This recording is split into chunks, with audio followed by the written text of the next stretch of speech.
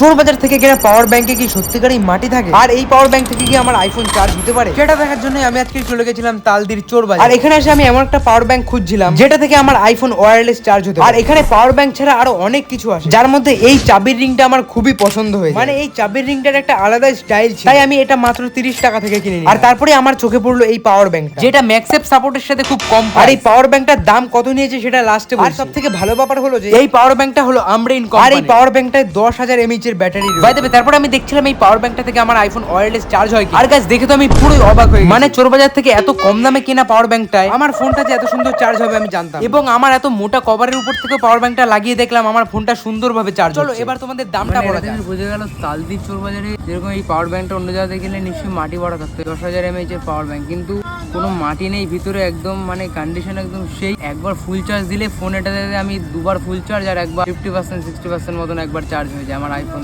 মানে guys, loss তো খাইনি 300 টাকা দিয়ে কিনে, মাত্র 300 টাকা দিয়ে পাওয়ার ব্যাংকটা কিনেছি।